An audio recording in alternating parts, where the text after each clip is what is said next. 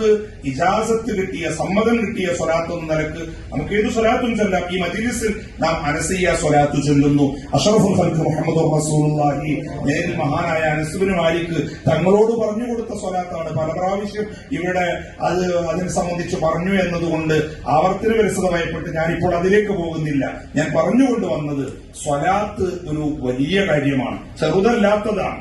അത് നമ്മുടെ ഈ ലോകത്തെയും പരലോകത്തെയും പ്രശ്നങ്ങൾക്കു പരിഹാരമാണ്. അത് നമുക്ക് അനുഭവിച്ചറിയാൻ കഴിയും. വിനീതനായ എനിക്കൊക്കെ ഒരുപാട് അനുഭവങ്ങളുണ്ട്. നിങ്ങളൊരു നിശ്ചിത സ്വലാത്ത് നിർണയിച്ചു ചൊല്ലി ഒരാവശ്യം പടച്ച റബ്ബിനോട് പറഞ്ഞാൽ കട്ടായം ഉറപ്പാണ് അത് സഫലീകരിക്കുക തന്നെ ചെയ്യും, അത് പൂർണ്ണമാകുക തന്നെ ചെയ്യും. ഈ ഒരു പ്രവർത്തനത്തിന്റെ മാത്രം പ്രത്യേകതയാണ് അല്ലാഹു റബ്ബ് സുബ്ഹാനഹു വ തആല ഈ കർമ്മം നിർവഹിക്കാൻ പറഞ്ഞതു തന്നെ. നോക്കൂ നിങ്ങൾ, ഇന്നല്ലാഹ വമലായികതഹു യുസല്ലൂന അലൻ നബി. സത്യം. എന്നിട്ട് വീണ്ടും അള്ളാഹു ആദ്യം പറയുന്നു, തീർച്ചയായും അള്ളാഹുവും മലക്കുകളും മുഹമ്മദുർ റസൂലുള്ളാഹി സ്വല്ലല്ലാഹു അലൈഹി വസല്ലം തങ്ങൾക്ക് സ്വലാത്ത് ചൊല്ലുന്നു. അതുകൊണ്ട് യാ അയ്യുഹല്ലദീന ആമനൂ സ്വല്ലൂ അലൈഹി വസല്ലിമൂ തസ്ലീമാ. സത്യവിശ്വാസികളെ, നിങ്ങൾ നബിയുടെ മേൽ സ്വലാത്തും സലാമും ചൊല്ലണം. പരിശുദ്ധ ഖുർആനിൽ ഖാലല്ലാഹു അസ്സ വജൽ. എന്തേ ഈ ഇബാദത്തിന് മാത്രം ഇങ്ങനെ ഒരു ആമുഖം നിങ്ങൾ ചിന്തിച്ചിട്ടുണ്ടോ? മറ്റെല്ലാ ആരാധനകളും ഡയറക്റ്റായി നമ്മോട് കൽപ്പിക്കുകയാണ്. തീർച്ചയായും നിസ്കാരം ചീത്ത പ്രവർത്തികളിൽ നിന്ന് മനുഷ്യനെ തടയും. ഇന്ന സ്വലാത്ത തൻഹാ അനിൽ ഫഹ്ശാഇ വൽ മുൻകർ എന്ന് അല്ലാഹു പറഞ്ഞു. സമയനിർണതമായി നിർണയിക്കപ്പെട്ട ഇബാദത്താണ്. അല്ലാഹു നിസ്കാരത്തെ സംബന്ധിച്ചു പറഞ്ഞു. നോമ്പിനെ കുറിച്ച് പറഞ്ഞയിടത്തും നോമ്പ് മുൻഗാമികൾക്ക് നിർബന്ധമാക്കപ്പെട്ടു. അതുകൊണ്ട് സത്യവിശ്വാസികളെ, അയ്യുഹല്ലദീന ആമനൂ, നിങ്ങൾ നോമ്പ് പിടിക്കണം എന്ന് അല്ലാഹു പറഞ്ഞു. വിശ്വാസികളെ വിളിച്ച് അല്ലാഹു റബ്ബ് സുബ്ഹാനഹു വ തആല ഹജ്ജിനെ കുറിച്ചും നേരിട്ടാണ് കൽപ്പിച്ചത്. സകാത്തും അങ്ങനെ തന്നെയാണ്. അവിടെയൊന്നും ഒരാമുഖം, ഒരു മുഖവുരയില്ല. ഇവിടെ ഒരു ആമുഖമുണ്ട്. അത് തീർച്ചയായും നിങ്ങൾ മുത്തുനബിയുടെ മേൽ സ്വലാത്ത് ചൊല്ലണമെന്ന് നിർദ്ദേശിക്കുന്നതിന് മുമ്പ് അല്ലാഹുവും മലക്കുകളും നബിയുടെ മേൽ സ്വലാത്ത് ചൊല്ലുന്നു എന്ന ആമുഖമാണ്.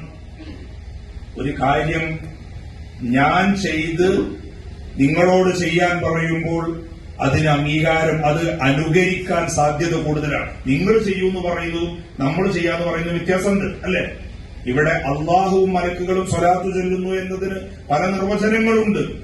അഷ്റഫുൽ ഖൽഖ് നബിയുനാ മുഹമ്മദുർ റസൂലുള്ളാഹി, അവിടുത്തെ മദ്ഹ് അള്ളാഹു പറയുന്നു എന്ന് മലക്കുകളുടെ സന്നിധിയിൽ. അല്ല, അള്ളാഹു അളവറ്റ അനുഗ്രഹങ്ങൾ അഷ്റഫുൽ ഖൽഖ് മുഹമ്മദുർ റസൂലുള്ളാഹി സ്വല്ലല്ലാഹു അലൈഹി വസല്ലം തങ്ങൾക്ക് വിശാലമായ റഹ്മത്ത് അള്ളാഹു ചൊരിഞ്ഞു കൊടുത്തുകൊണ്ടിരിക്കുന്നു എന്ന അർത്ഥം അതിനുണ്ട്. റഹ്മത്തുൻ വാസിഅ, വിശാലമായ റഹ്മത്ത്. മഹ്സൂസത്തുൻ മഖ്റൂനത്തുൻ ബിത്തഅ്ളീം, നബി തങ്ങളെ ആദരിച്ചുകൊണ്ട് ബഹുമാനിച്ചുകൊണ്ട് അളവറ്റ അനുഗ്രഹങ്ങൾ മുത്തുനബിക്ക് നൽകുന്നു. നമുക്ക് ഒരനുഗ്രഹം ലഭ്യമാകുന്നത് അഷ്റഫുൽ ഖൽഖ് മുഹമ്മദുർ റസൂലുള്ളാഹി തങ്ങളിലൂടെയാവുന്നു. അതതിന്റെ മറ്റൊരർത്ഥമാണ്. മൻ സ്വല്ലാ അലയ്യ സ്വലാത്തൻ വാഹിദൻ, എന്റെ പേരിൽ നിങ്ങൾ ഒരു സ്വലാത്ത് ചൊല്ലിയാൽ സ്വല്ലല്ലാഹു അലൈഹി ബിഹാ അശ്റ ഔ കമാ ഖാല സയ്യിദുനാ മുഹമ്മദുർ റസൂലുള്ളാഹി. അത് കാരണം 10 സ്വലാത്ത് അള്ളാഹു നിങ്ങൾക്ക് ചൊല്ലും എന്ന് പറഞ്ഞാൽ 10 ഗുണം നമുക്ക് അള്ളാഹുവിൽ നിന്ന് കിട്ടും. 10 ദോഷങ്ങൾ പൊറുക്കും, 10 പദവികൾ ഉയരും, 10 ദുരന്തങ്ങളിൽ നിന്ന് കാവലാകും. ഒരുപാട് വിശദീകരിക്കേണ്ടതാണ്. അതുകൊണ്ട് ആഴ്ചയിലൊരിക്കൽ സംഗമിച്ച് നാം ഹബീബായ റസൂലുള്ളാഹി തങ്ങളുടെ പേരിൽ സ്വലാത്ത് ചൊല്ലണം.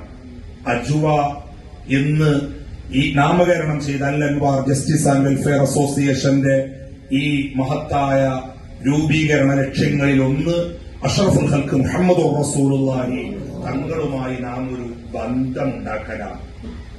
സംഘടനകൾക്ക് നമ്മുടെ ഇടയിൽ ഒരു പഞ്ചവുമില്ല, അല്ലെ? ധാരാളം സംഘടനകളുണ്ട്. അതൊക്കെ നന്മയുമാണ്. നന്മ ഉദ്ദേശിച്ചാകുമ്പോൾ